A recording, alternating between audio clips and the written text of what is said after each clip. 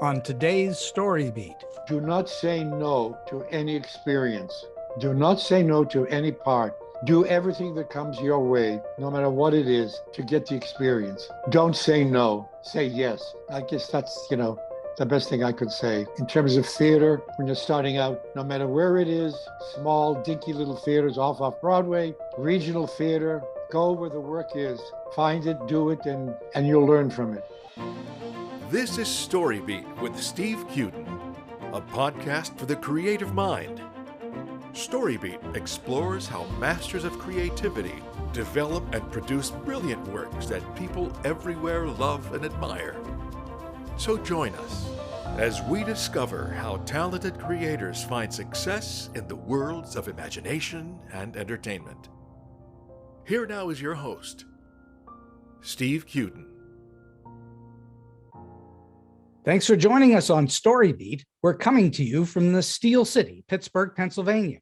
My guest today, Olympia Dukakis, is a member and longtime resident artist of the Pasadena, California-based theater company, A Noise Within. As a professional actor for over 50 years, Apollo has worked off-Broadway and in many prestigious regional theaters across the country, including the American Conservatory Theater of San Francisco, the Pasadena Playhouse, the Mark Taper Forum, the Actors Theater of Louisville, the Trinity Repertory Theater of Rhode Island, and many others. Along with his sister, the late Olympia Dukakis, he co-founded the Tony-nominated Whole Theater Company of Montclair, New Jersey, where he was associate artistic director, actor, director, and teacher for 15 years. In Los Angeles, Apollo was a company member of the acclaimed Antaeus Theater Company. He's the recipient of the Los Angeles Drama Critics Circle Award, the Dramalogue Critics Award, and the Ovation Award. His film work includes American Heart with Jeff Bridges and The Last Action Hero with Arnold Schwarzenegger. TV appearances include Seinfeld, ER, Beauty and the Beast, Doogie Howser, LA Law, and many others. Apollo recently won the Best Actor in a Short Film Award from the London Greek Film Festival for the film Mr. Seeger. For those reasons and many more, it's a true honor for me to welcome the wonderfully multi-talented Olympia Dukakis to StoryBeat today. Apollo, welcome to the show. Well, thank you, Steve. It's my pleasure to be here. Well, so let's go back in time just a little bit. I'm just wondering, all the way back to the beginning of your history, you've been at this acting game for quite some time, but at what age were you when the bug first hit you? Oh, it goes way back to as far back as I can remember. Mm-hmm. I'd say as far back as I can remember. I don't remember wanting to do anything else. I'd go back to 5 years old, or maybe the first time I went to see a movie. Always wanted to be an actor and nothing else. Was there an actor at that time that you looked up to and thought, wow, that's a really great person I want to be like? Not at the very beginning. I think it was going to the movies to, escape at least once a week when I was, a young boy. And I think it was wanting to be in that world. Theater was not even a reality, any kind of reality. It was films, because that was my only exposure until I grew up later and got to be an adult. And then theater became something that was a possibility and was more attractive. Did you think of it as a calling when you started to really get into the business? I felt that it's more of a need and all-consuming desire to be an actor, to be in a pretend world. I think. Were you one of those kids who had pretend fantasy friends in your world? Did you? I don't think. No, I never did have an imaginary friend. Maybe I should have. All my imaginary friends were, actors I saw in films. Mm-hmm. Oh, I remember, idolizing Errol Flynn. If you were talking about something you wanted to aspire to. Yes. I wanted to be him. I think maybe that's. I remember seeing him in those swashbuckling films in the 40s. So you wanted to be a sword wrangler. Oh well, I wanted to be as handsome and as dashing as he was, I think. Well, who doesn't want to be that? Did you then start to get training somewhere? Where did you train to be an actor? Oh, yeah. Well, I first started training. I grew up in Boston, Massachusetts, Hmm. and I went to Boston University, where I majored in liberal arts.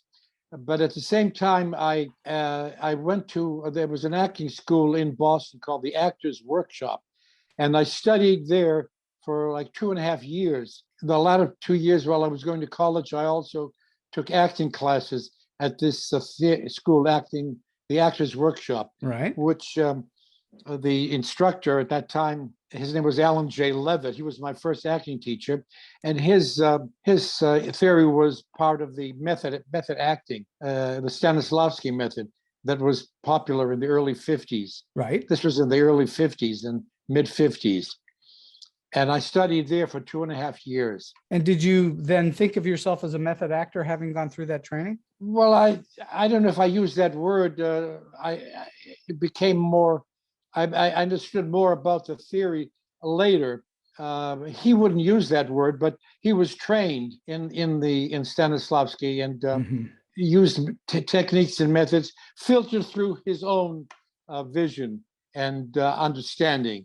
Like all teachers, may have studied the method, but they would filter it through their own path and their own understanding and clarity, and they would shape things a little differently maybe than being pure method or pure Stanislavski. Well, and I But think probably being in Boston at the time was a different take on it than if you'd been in New York at the time.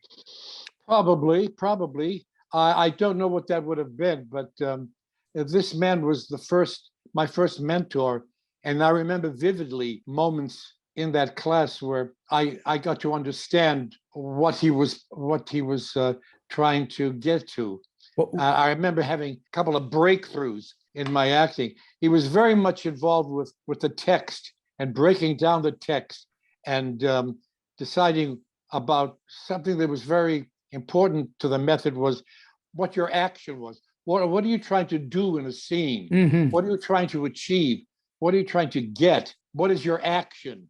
And you could break down the scene, and I would write all throughout the script what my action was on this line, on this word. So, and I would write it. Well, I'm saying I have this line, so my action is to impress or to get this person to like me. So it was a technique. It was a learned way of approaching work rather than just memorizing lines and jumping in. And it was kind of very much head work. But I took to it, and then one day, it finally broke through that I didn't have to think about it anymore. And one time when I was doing a scene, I didn't think about, well, now I'm trying to impress him. It had become part of my muscles, my emotional muscle, and it just took flight. Mhm. And there was like a breakthrough, and I remember being very clear about it because it went into my body as well as my head. I got out of my head and the experience was an emotional one. It was in my body. Were you excited by that? Was that really a wonderful moment? I remember to this day the feeling of being free because I had done so much head work that finally I made the connection to my emotional life. And has that been true throughout your career? Have you found that a lot? Well, after a while, you sort of do things instinctively, and you don't have to write things down anymore. You know what to look for in a scene, and you don't have to write it down or think about it, but it becomes instinctual. Mm-hmm. So as writers, one of the things that a writer creates in a script, creates the characters that you then bring to life. And one of the things that we teach for writers is that you're writing what characters do or don't do. And that's what you're expressing as well, that's what you then you're going to do something or not do something.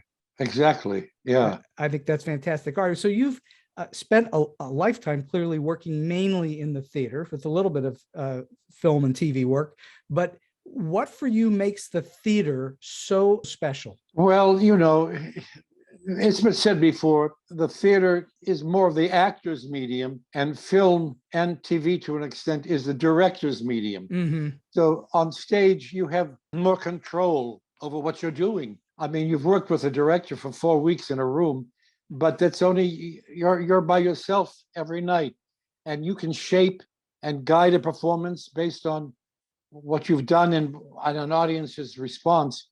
And in film and television, I mean, it's all bits and pieces, and somebody else puts it all together, and then you see it and you say, "Oh my God, that's what we were doing all those weeks." But an actor doesn't have control of the shape of it. And you prefer that, I take it.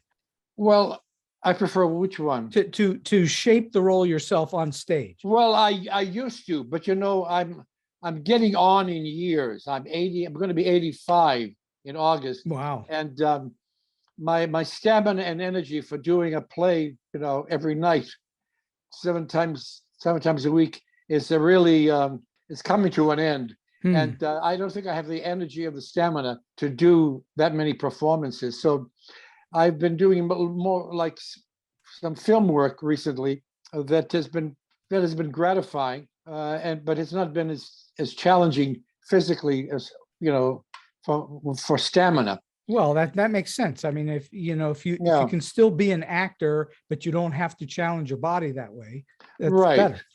Right. The last thing I did on stage was just prior to the pandemic, was Buried Child by Sam Shepard. Right. And it was a smaller part. It was a nice part. Played the part of the minister, the priest, and it's very simple scenes. Comes in, a few lines, has a few some jokes, and then he leaves. And I thought, well, physically wasn't demanding at all, but I fell down one night because the director wanted me to react violently to something that had happened, turn around and run backstage. And I did, but there was a carpet that was all rumpled up, and I tripped and fell, and I really injured myself badly. I had to leave the show. And I felt that was a sign that, I'm going to have to slow down. And I haven't been in a play that had a run since then. So, it's okay. I don't feel bad about it. I feel like I've got to take care of myself, and I'd be interested in continuing to do film work. Well, I think that's exactly what you should do then, because that keeps you in the game, but doesn't create this physical issue for you. Right. So throughout your career, let's talk about over the course of your career, what would you do to regularly develop your acting chops? What did you work out with in classes? What did you do to regularly develop yourself? Just keep working, keep being in plays whenever I was asked, and to keep seeking being in plays. I at the beginning, when I first came, I had those 2.5 years of acting workshop in Boston. Then I moved to New York in the early 60s. And I continued studying with an acting teacher that was a wonderful, inspiring man named Peter Cass. And I was in New York struggling, looking for work, trying to make a living, and taking acting classes. And then I was lucky. I got hired to do, there was a small non-equity theater starting in Portsmouth, New Hampshire. Right. And non-equity. And I met a director who asked me to come, and he was forming a very small company for actors. And for the next 2.5 years, I did a play every 3 weeks, a new play we put on every 3 weeks. Wow. In this tiny little theater, were 90 seats. And a lot of the times there were fewer people on stage than there were in the audience. I mean, there were less people. There were sometimes we do it for 3 to 5 people. You had more people on stage than you had in the house. That's what I was trying to say, right? But it was an incredible, life-changing, transformative experience, because I kept working, and I learned on stage. I would do everything you'd imagine, from being a chorus boy in Little Mary Sunshine to playing George in Who's Afraid of Virginia Woolf. Wow. And I was in my mid-20s when I did it. So that's a young man playing an older man's role. But it was incredible. And I got paid $40 a week. Was it heaven for you? Did you love doing it? Oh, absolutely. I had nothing else. That was my life, but I was in heaven. And that massive amount of turnover, doing show after show after show. That must it be was a the, great training ground. Oh, that's what I mean when you talk about training, what to do. Well, that's what I did, and that's what I learned so much from doing for 2.5 years. And then I left there and went back to New York and struggled some more. Mhm. This was during the late 60s. But you did find stuff to do in New York at the same time. Oh, well, I would get a job, but it would always take me out of New York. When I came back at that time, I got a job with a traveling Shakespeare company. It was called the National Shakespeare Company. And we were all in a bus with costumes and sets, and we'd travel around the whole country. I think I went to at least 32 states, and we would perform in high schools and colleges. Shakespeare, I think Much Ado About Nothing, Macbeth, and I think it was Hamlet. And we were all these actors in one bus traveling around the country. There was an incredible experience. So I mean, again, it's this on doing it over and over and over again with different parts. That's what really made it work for you. Yes, you'll learn by doing. Mm-hmm. And I certainly would recommend, acting schools and studying, but you'll learn more by the actual doing. I think that's true for a lot of not only the arts, but the life itself. You learn by doing. So what were there parts that you pursued that you wanted to play, or did you just take whatever came your way? I took whatever came my way. And, and a lot of things I did not get. It was constant rejection. But when I got something, I went with it. Mm-hmm. And there was I wasn't in a position to, I would seek parts that I felt I was right for. Right. And at that time, I didn't have an agent as an actor. There were no agents. At least I didn't have one. I would go from one company to the next. I went from being in Portsmouth, New Hampshire, to this traveling company, the National Shakespeare Company. Then I did my first year of summer stock was in Wilmington, Ohio, at a theater connected with a college there. Oh, my first acting job after I left acting school in Boston was Smith College in Northampton, Massachusetts, where it was an all-girls school. And they would hire 2 male actors every year to work in the theater department, in the acting classes, and in the productions. And so that was quite a wonderful time. The first time I ever fell in love was with a young lady who was I was doing a scene with. Well, you were surrounded by lots of women. Yes, it was great. But that was my first acting job.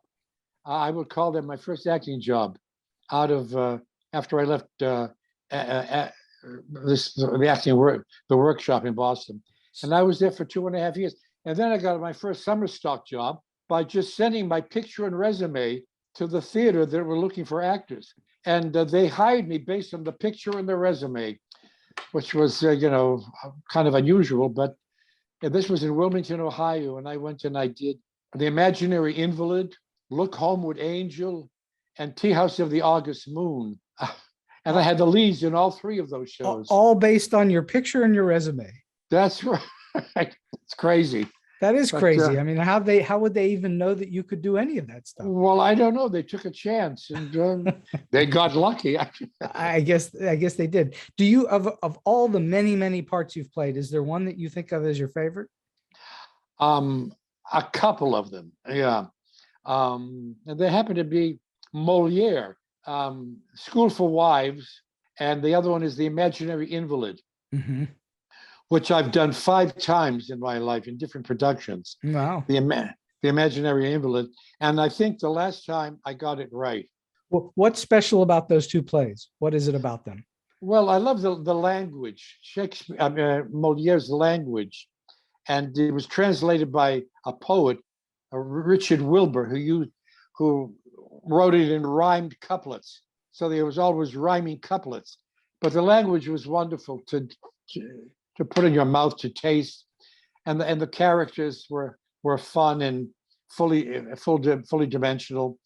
I also love doing Shylock in The Merchant of Venice. That's a very intriguing play, Shylock, Merchant of Venice and Shylock.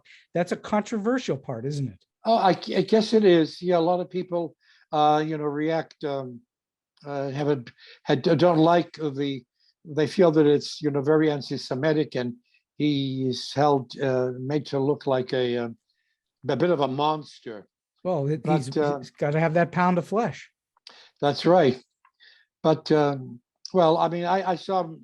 I didn't see him that way. I saw him as a fully fleshed human being, and he had a lot of different sides to him. So, but there again, the language. It's parts that have rich, dynamic language like Shakespeare, Moliere. And there was another part that I was a favorite, was written by Tony Kushner, who did Angels in America. Yes. He wrote a play called Homebody Cobble that was done in New York in 2001, just after 9/11. And I did it at the Trinity Rep Theater in Providence, Rhode Island. And that is a play rich with language and imagery and poetry. So the parts that really appealed to me were that had great language. When you take on a role that is perhaps the villain in the piece, you think of that character in any way, in a negative way, or do you have to think of that character as someone that you're positive about, that they're doing something that you can justify and rationalize? Oh, sure, absolutely. I mean, I don't know if you think of Shylock as a villain, but Well, some do. yeah. Oh no, I never. It's not fair to judge these people or to judge any character you're playing. But you got to find out, what they're about, what makes them tick, why they do, what they want. Well, again, and we teach that a character that someone might perceive as evil or bad, or whatever wording you want to use, that in fact that character never thinks of themselves as bad. I don't know. Of course, no, I don't think so at all, Steve. Yeah, you're right. All right, so let's talk about some of the process of being an actual actor. First thing that an actor typically does, of course, all you did was send in a resume and a headshot. Well, that was just that one time. I know, I'm kidding you, but I'm saying you at some point you must have done a lot of auditioning for various things. Oh, of course. What's your philosophy toward it? Oh, I tell you, it took me almost a lifetime to figure out how to audition, how to experience myself, and what to make of auditioning. Well, share that with us. Well, during the 60s, those years when I was in New York and I would audition, and then I'd get a job and go out of town and then come back up. Most of my work was out of town. I would audition in New York, but I would go to an audition and I would feel very confident about the scene or the monologue I had to do. And I said, well, that was it. But I didn't know who I was. I didn't know what was expected of me as a person. I didn't think anything was expected of me. So I didn't allow myself to be revealed as who I was. I wasn't spontaneous. I wasn't, I just said, let me do the scene, let me do the monologue, and then I'll show you what I'm about. And I was very self-conscious about walking into a room and greeting people. So I couldn't be so they didn't know who I was. I would do the scene and I would be, hopefully competent there, but they didn't know who I was. And, you're going to hire somebody to be in a play. You're going to be in a room with them for 4 weeks, and you want to know what kind of people they are, not just, how they handle a scene, but as a personality. Who are you? And I couldn't reveal myself. I was so scared, and I guess I was scared to reveal who I was. I didn't think that was what they wanted to see. They wanted to see this actor doing the scene. So it took me a long time. And even when I came to Los Angeles, and then I started auditioning for film and television, that was the same thing. That was even more intimidating. And it gradually, through the years, I learned that's the key, if there is a key, to be yourself, that they want to see who you are. They don't want, especially in film and television, where it's not so much doing character work, is they want to see who you are as a person. Are you saying that they need to see that bleeding up through the reading itself? Well, even in the reading, they don't want you to play a character that's so different from who you are. They want to see who you are as a person, even as you talk to them casually before the reading. And in the reading too, they don't want you to play a part that they don't want you to see you try to do something with an accent or a strange attitude, because they're casting right on the money usually. They cast people who are exactly what the part requires. And they want to know what kind of a person you are. Like I'm talking to you now. Right. And I'm being very, very talkative. I could never be that way in those days. I would be so intimidated by the situation that I would clam up. And what then what realization did you have? What caused you to think differently? Well, it took time. It took just going through these experiences and going through it and seeing, and then deciding, well, I didn't get the part this way. And I would talk with fellow actors, and you just come to that realization through the visceral experience of the audition. And it's interesting that actors usually get work when a casting director likes them. I found that out. And I never had that experience with a casting director until maybe it was about 4 years ago. What was I? Maybe I was close to 80, 79. And I went to this audition, and the casting director, it was for this little film that I got that award for.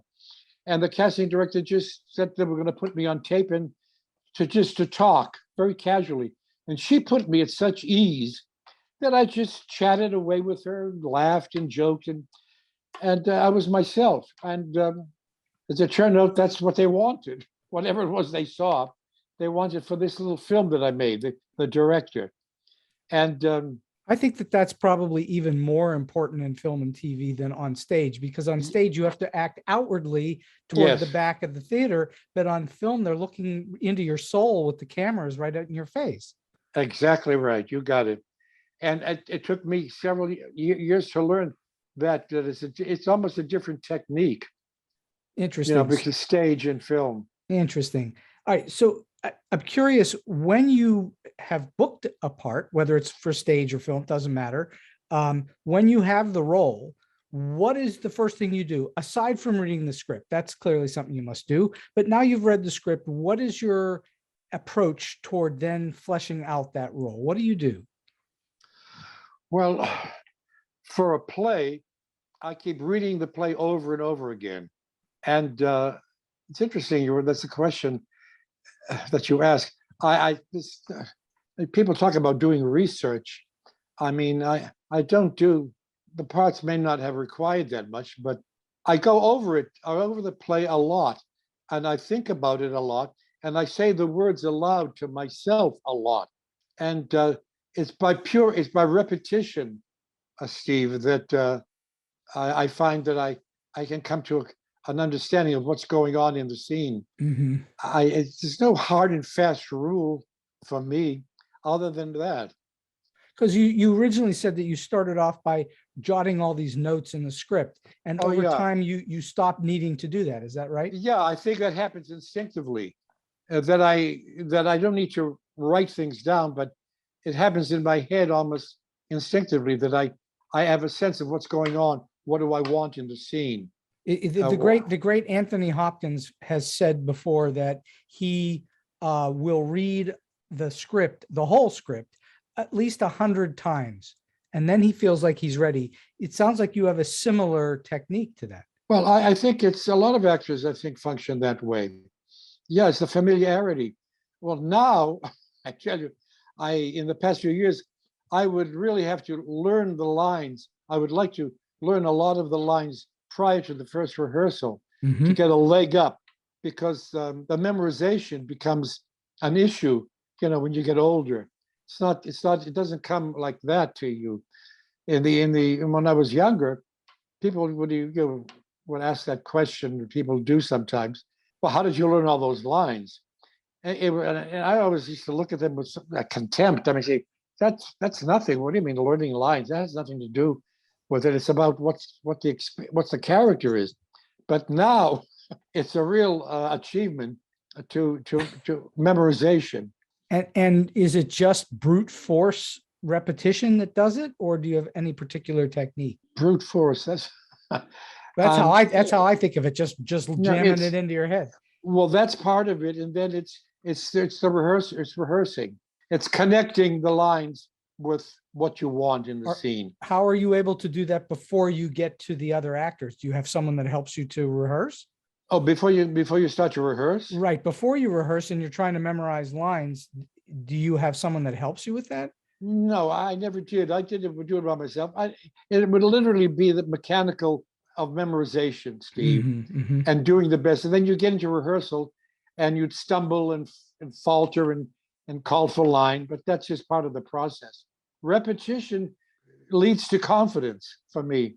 Repetition leads to confidence. Yeah, the repetition, the rehearsing, the going over of the lines. And the more we do it, many times I do it, the more confident I feel. And that's true for everything you do, yes? Sure, absolutely.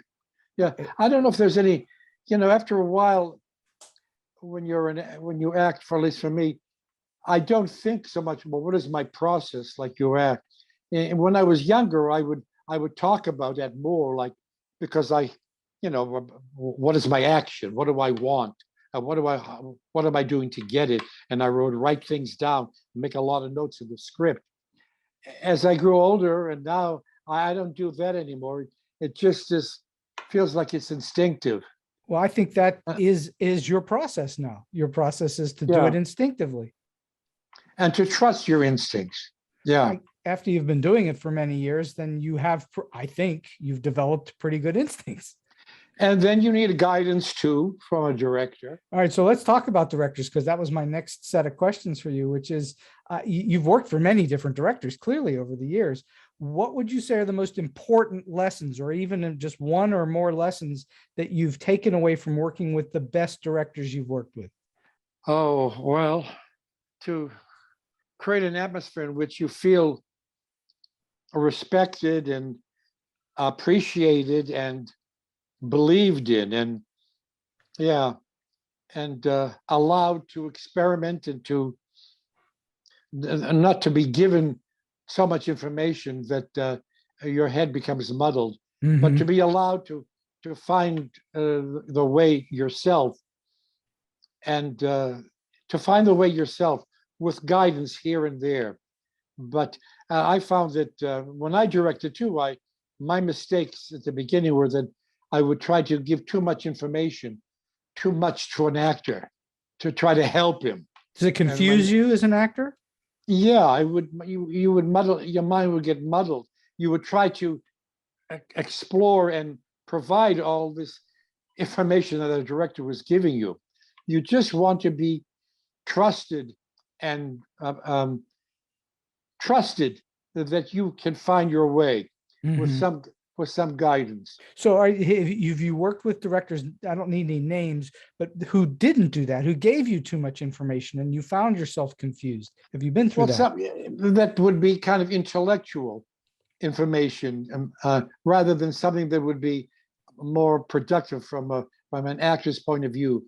The best directors have been actors that I've worked with, and they understand the process. And other directors, are good staging wise, but are kind of academic when they talk about the acting experience, and they don't see it in terms of an actor, but they see it in terms of academic or intellectual. So when you've had a director like that, how did you then help yourself to get out from under the burden of it? What did you do? Well, you perceive that, and you just sort of tolerate what they're saying, and you try to find your own way. And so you've been able to apply those lessons. Well, I've tried to, but sometimes it's not easy. You're very sensitive. Actors are sensitive, and they want to please the director because he's the one out there with the eyes. He's watching you. So if it becomes that difficult, people have left shows, or they've been fired from shows because the directors they don't connect with each other, They're not taking direction. They resist it because of what I'm saying. And so, it becomes parting of the waves. And it happens all the time. Actors leave, directors ask them to leave. That's never happened with me. I've always tried to survive one way or the other and either try to find my way. Either sometimes you nod and then you go about trying to do it your own way. And I haven't had any really horrendous experiences with directors. A lot of directors, are good at one thing and they're not good at something else.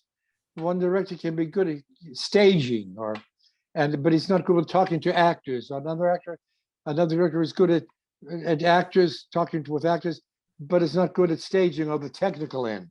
So you get something and you lose something with all directors.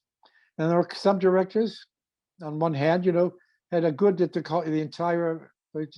whole show. And I've had a couple of those in my life. I'm wondering, you have done a lot of dramas in your career and some comedies. I don't think you would call yourself a specialist in comedy, or do you? Do you think of yourself as a comedy specialist? I think, I don't know if I would call myself, but I've been called upon to do a lot of comedic parts. And do you have a preference between doing comedy or drama? Does it matter to you? No, I'd like to bring humor to everything. But in terms of, pure comedy, no, it doesn't matter, Steve. And there's no difference in the way that you approach doing the work? No, and you've got to be careful when you do comedy to approach it like it's serious. Not that you're trying to look for laughs or play for laughs. Although it's hard when something is supposed to be funny and you're not getting the laughs. And you say, well, how can I get the laugh here?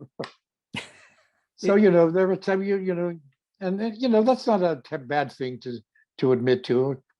Sometimes you say, well, if I turn my head this way, they seem to respond. But when I turn my head that way, I don't get the laugh. So I'll turn my head this way. And sometimes it comes down to that with getting a laugh. And you can't figure that out until you're in front of an actual live audience. Exactly, yeah. So that makes it a little bit more challenging when you're in rehearsal because you're not sure which way he's going to get the laugh. That's right. So, all right, once you've opened a show and you're in a run, do you actively seek new things or do you like to settle in? Well, I guess more the first, because the more we do it, the more performances, the more confident I get, the more relaxed I get, and more things. I don't know if I constantly seek it, but they come up in you. You're relaxed to the point where something in the scene hits you a little differently than it had before, and then you respond to that, and you find that, and that happens that happens instinctively, I think. And correct me if I'm wrong.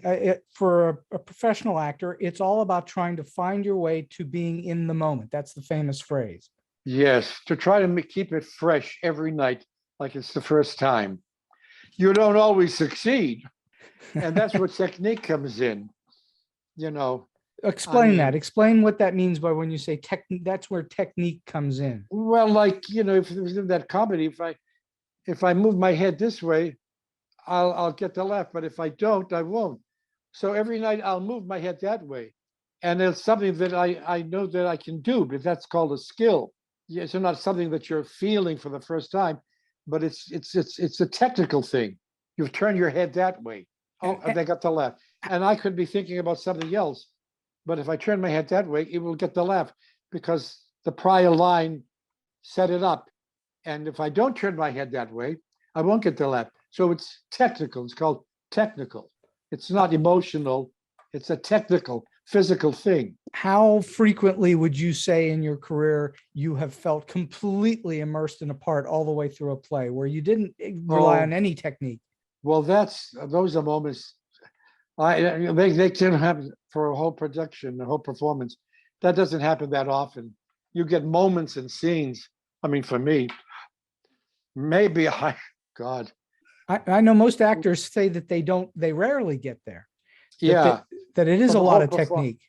For the whole performance, I would say I've done several scenes in the show and where I felt I was totally in it, and I wasn't in my head. I was totally in my body and responding. And those were moments that you'll remember very vividly. Mhm. Yeah. Tell me about your working life as an actor.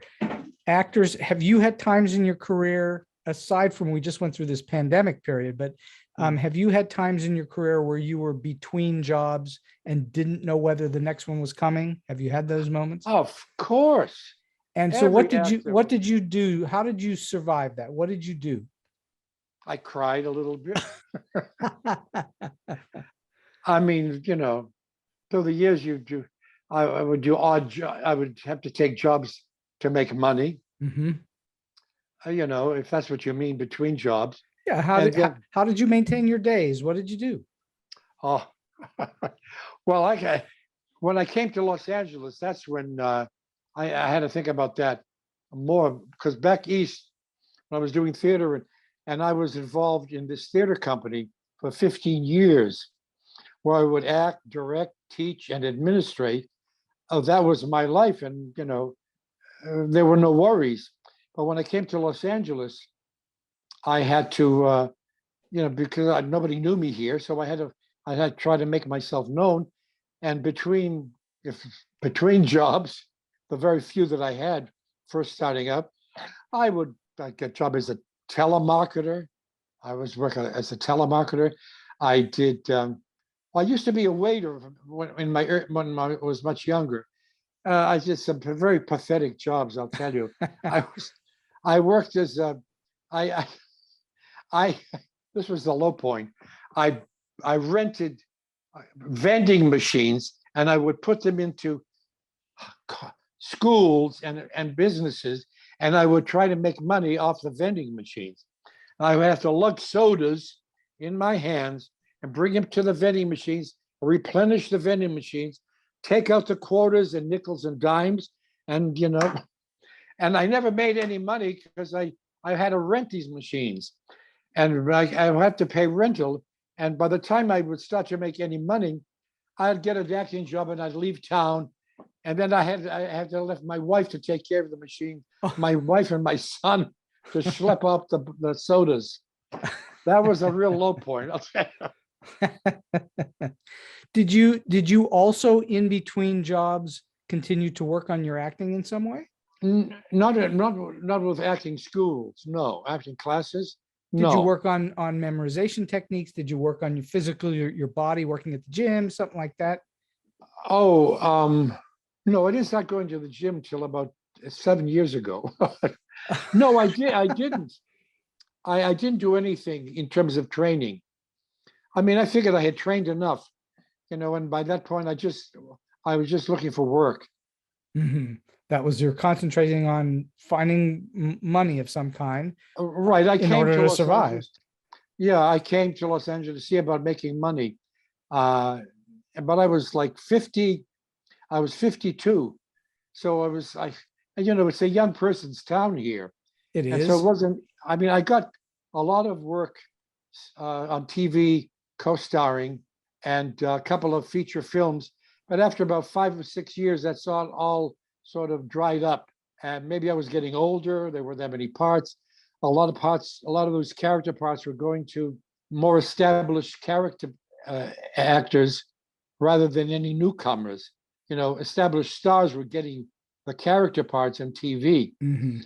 So that sort of like dried up for me. And then I went back to doing theater Did here. you find working in front of a camera very different than working on stage? And Oh, what did that you was do an, to oh yeah. I first started when I first started doing TV. I remember I was a movie of the week, and my character's name was Turkish Man. I had a mustache at the time, Okay. and there was a scene with Lee Remick. Remember her? I certainly do. Yeah. And I said, well, now what am I doing in this scene? I had 4 lines, and I was trying to create a whole life for myself, and the character, and what was my relationship with her? What did I want? All that stuff in my actor stuff. And I do the scene, and the director kept saying, oh, you're doing too much. Keep it simple. Keep it simple. I do it again, and I would still do too much. I was still on stage. I would I was projecting, I was talking loud, and I didn't know how to act in front of a camera. He kept asking me, stop it, keep it simpler. Finally, he said, stop moving your head. He would tell me things like that. Stop moving your. So after a while, I said, I just give up. I'll just don't say my words. I'll just say the words. I won't think about anything. I'll just look at her, say the words, keep my head still. And when the film was shown, I had a friend who saw it, and he said, "Oh, those were nice moments." He said, "I saw this, and I saw you were doing that," and I was literally, my mind was a blank. So I learned from that it's all about thinking. When the camera picks up your thinking, and you can't. It's not about doing; it's behaving in front of a camera. That less is sometimes more. Yes. Well, that's it. And my sister, who was a theater actress before she became, before she started in film, she went through a similar experience she told me about when she was making the movie Moonstruck. Yes. You remember that? I do. And, She won an Oscar for it. That's right. And she credits the director, Norman Jewison, with changing her way of working because he brought her down. He kept her simple. And that whole idea, because she was on stage in New York, she would play very bravura parts that were big and, very classic roles that filled Mother Courage. Tennessee Williams, The Rose Tattoo, and she would be very big in bravura, but she had to come down for film. So she credits him for changing her work for film work. So it's drastically different. And I went through the same thing, but it took me much longer. I went through other TV shows in which I tried to do too much. I wanted to be, an actor. And well, you were still playing to the back row. That's right. Oh, I remember once I did a TV show. It was early days of HBO. It was called Dream On. Yes, I remember. You remember that? Yeah. Well, I remember when I did the scene with the two actors who were the regulars.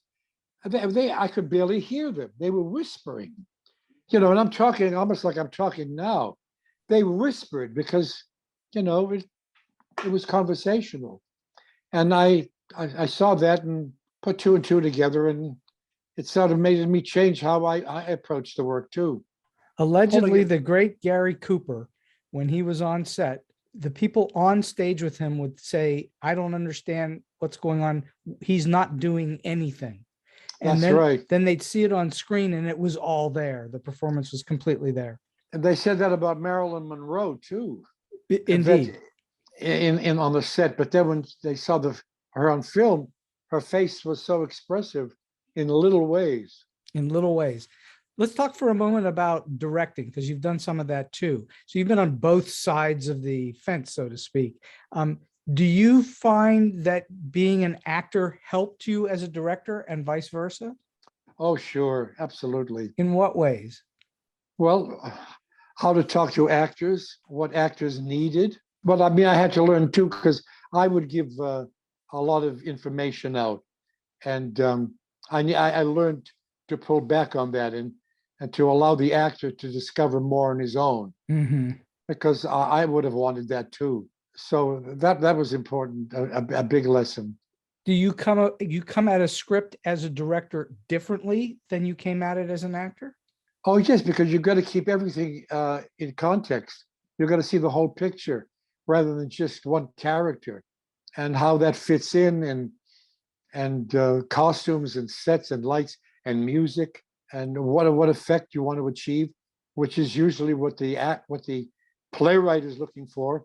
And I'm very much beholden to the playwright that you want to fulfill his vision, not your vision, not some concept you have about, I always get really pissed off at, some directors who have a concept about a material and change it, put it into a crazy period, or they want to, I don't know, it's called the director's concept.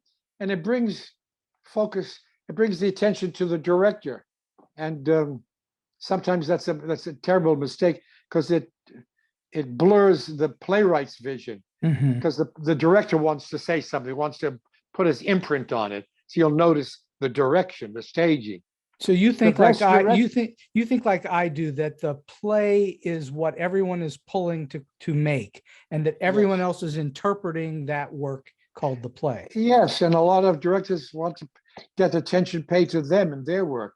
Outrageous staging or minimalist or no sets or something that bring. Well, they're always trying to refresh a classic work, make them relevant to contemporary audiences, but sometimes they go too far. Mhm. I think. Do you think a little bit of that sometimes is okay though? Well, sure, it's experimenting. It's trying to find relevance, but some people go too far. Some don't go far enough. Mm. Maybe I'm more of a traditionalist when you come right down to it. I want to do what the playwright, and I don't say anything wrong with what his intention was. They keep saying they want to refresh things for a contemporary audience. But I mean, good acting is good acting, and whether that's what you want to achieve. So directing and acting being sort of two sides of the working with the play itself, in both cases, there's a certain amount of pressure that's brought to bear. The actor has pressure to know lines, to hit their marks, to deliver a performance every night. The director has a certain amount of pressure. How do you handle pressure? Do you have a way that you think about handling things where things are coming at you fast and furious or whatever the pressure might be? Oh, I don't know. You just have to go with what's happening. There's no plan about handling pressure. Mm-hmm. I mean, you feel it or you don't, or it's just part of the process. And so You're over bound to, time, you've just handled it just by as it comes. yeah, some things you feel more pressure about. You want to do good, and you want to do right, and but that's just part of the game. That's part of the experience. I think you can't get away from that. That's probably good too, because you can maybe a lot of people function best under pressure. How It important brings out the best in them. That well, some people really thrive on it. There's no question, and some people fold, and that's the problem. That's why I asked that question, because perhaps you have a particular thought that can help someone who's dealing with pressure and doesn't know how to deal with it. You just take it as it comes. I guess you could say that. Yeah, I never thought of that, Steve, about pressure. I never thought of it as pressure because I kept feeling the responsibility, to discover what I'm doing and to make it work. And that's, if there's any pressure, it's how to make the scene work, how to Mhm. make the play work. And it opens your mind up and it takes you to places. It's called fear. Fear is a good thing. I got to get this right. I got to figure this out now. What am I? Because you're scared. You don't want to fail. You don't want it to fall apart. Well, because if you didn't care, that would show too, wouldn't it? Oh, I think so. So from a directorial standpoint, how important is casting? 95%, I would say. 95%. 95%. Yeah. If you cast well, it takes care of itself, doesn't it? Well, I think so. Sometimes you can make it's happened to me. I thought that an actor was right and that he was right on the money and I was wrong. But that had more to do with personality clashes. But, I used to think, and I still believe it, when you're in a casting session, an actor walks in the door, 9 times out of 10, casting people, the director, they know that he's the one or he's not the one. Mm-hmm. And I think when you open your mouth, that means to be 5%. But they can tell what the minute you walk in and the minute you start talking to them, because I've seen that, I've experienced it, I've felt it with actors. Oh, he comes in, no, he's not right. And then when somebody else comes in, oh, he's it. And then and it's like more than just when they do the scene, it's like their presence. That's my opinion. So, and that's a gut feeling. That's not based on any fact. It's a gut feeling and what you get from the person who walks in the door, the actor. Yeah, I think that's absolutely true. Well, I have been speaking for almost an hour to the Yeah. amazing Apollo Dukakis. I'm so thrilled to be talking to you, Apollo. And we're going to wind this thing down a little bit now. And I'm just wondering, in all of your experiences, you've already told us some great little funny stories, but I'm wondering if you can share with us an experience where it was either something that happened to you that was weird, strange, quirky, offbeat, or maybe just plain funny.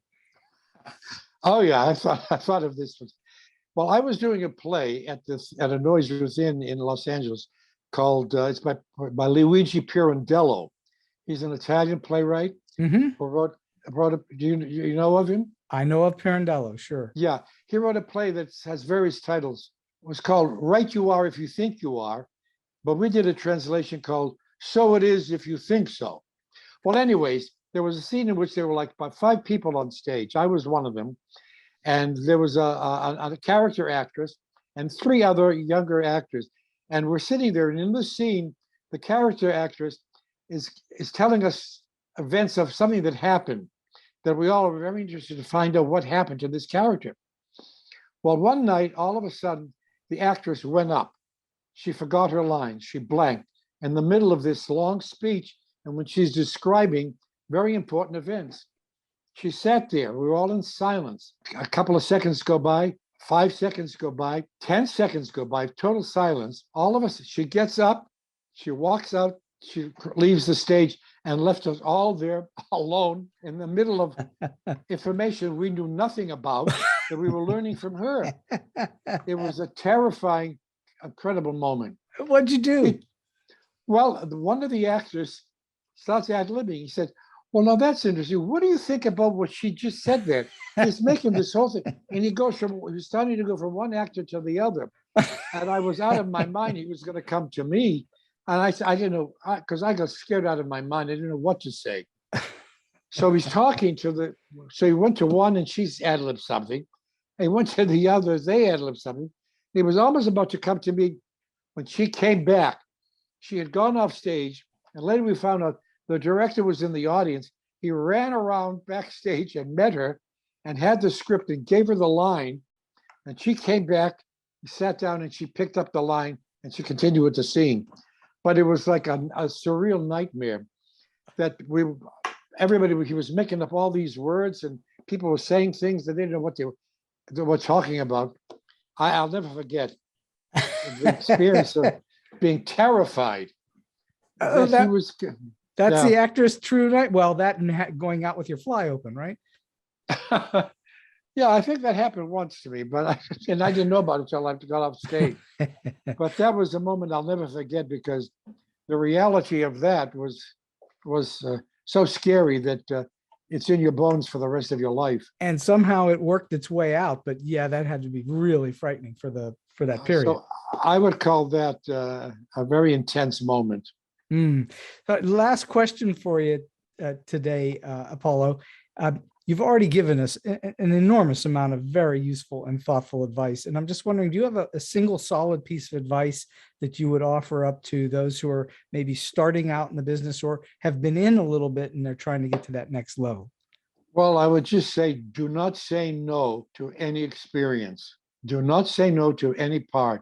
Do everything that comes your way, no matter what it is, to get the experience. Don't say no, say yes. I guess that's, the best thing I could say. In terms of theater, when you're starting out, no matter where it is, small, dinky little theaters off-Broadway, regional theater, go where the work is. Find it, do it, and you'll learn from it. That is a really sound, solid piece of advice because as you alluded to much earlier in this interview, you just did a lot of work, and the more work you did, the better you got at it. So I think what you're saying is go find the work and do the work. I have never said no. Maybe I should have, but I never did. I wish I was in a position to say no. But you're the classic yes man. That's right. Well, it stood you in good stead. Apollo Dukakis, this has been just a real joy and a treat for me today. I'm so delighted that you have shared your time and expertise and wisdom with us on StoryBeat today. Well, it's been fun. You've made it very easy, Steve. And so we've come to the end of today's StoryBeat. If you like this episode, won't you please take a moment to give us a comment, rating, or review on whatever app or platform you're listening to? Your support helps us bring more great StoryBeat episodes to you.